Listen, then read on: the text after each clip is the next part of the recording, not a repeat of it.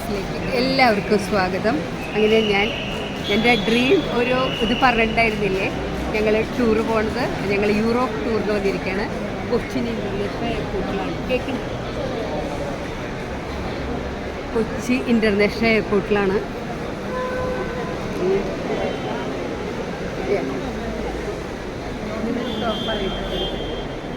അങ്ങനെ ഞങ്ങൾ സഞ്ചാരം ഗ്രൂപ്പിൽ പോവാണ്. സഞ്ചാരത്തിൻ്റെ തൊപ്പി, സഞ്ചാരത്തിൻ്റെ ബാഗൊക്കെ ഇട്ടിട്ടുണ്ട് ഞങ്ങൾ. അങ്ങനെ ഞങ്ങളുടെ ഡ്രീം ടൂറിലേക്ക് ഞങ്ങൾ യാത്രയായിക്കൊണ്ടിരിക്കുകയാണ്. ഇനി അടുത്തതൊക്കെ നമുക്ക് അടുത്തതിൽ കാണാം. Joined by Flight Taxi and First Officer Guido Wendland. We have a wonderful team of cabin crew to take care of you. No problem. ഞങ്ങൾ ദുബായ് എയർപോർട്ടിലെത്തി. 7 o'clock ദുബായ് എയർപോർട്ടിലെത്തി. ഇവിടുന്ന് 1:30 ഞങ്ങളുടെ ഫ്ലൈറ്റ് പാരീസിലേക്ക് ദുബായ്. അങ്ങനെ ഞങ്ങളുടെ എമിറേറ്റ്സിൽ ഫസ്റ്റ് ഒരു എക്സ്പീരിയൻസ് ആയിരുന്നു കേട്ടോ. ഭയങ്കര ത്രില്ലടിച്ചിരിക്കുകയായിരുന്നു. എമിറേറ്റ്സ് എങ്ങനെയുണ്ട്, പണ്ട് ദുബായിലേക്കൊക്കെ ഞങ്ങൾ പോയിട്ടുണ്ടെങ്കിലും എമിറേറ്റ്സിൽ ആദ്യമായിട്ടാണ് പോണേ. അപ്പോൾ അതിൻ്റെ എക്സ്പീരിയൻസ് എങ്ങനെയുണ്ടെന്നൊക്കെ നോക്കാൻ ഇരിക്കുകയായിരുന്നു. ഞങ്ങളിപ്പോൾ അത് വലിയ ഫ്ലൈറ്റ് ആയിരുന്നു കേട്ടോ, ഭയങ്കര വലിയ. അങ്ങനെ 2 നിലയായിട്ടുള്ള എമിറേറ്റ്സിൽ വലിയ ഫ്ലൈറ്റ് ആയിരുന്നു. ഒരു ലൈനിൽ ഞങ്ങൾ 10 പേര് അങ്ങനെ ഇരിക്കണ പോലത്തെ ആയിരുന്നു.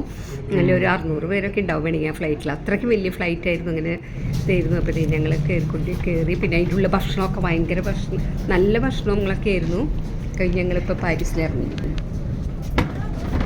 അങ്ങനെ ഞങ്ങൾ പാരീസിലിറങ്ങി.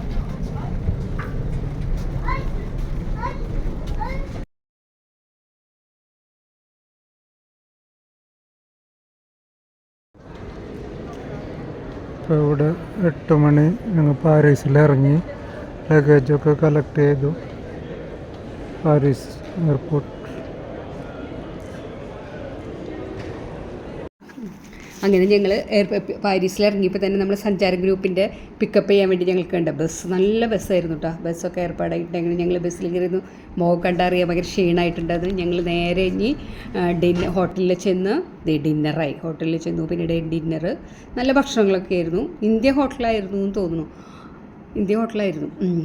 അപ്പോൾ ഞങ്ങൾ നല്ല ഭക്ഷണമൊക്കെ കഴിച്ചു. പിന്നെ ഞങ്ങൾ നേരെ റൂമിലായിരുന്നു രാത്രി. റൂമിൽ. Okay, good night. നാളത്തെ വിശേഷം.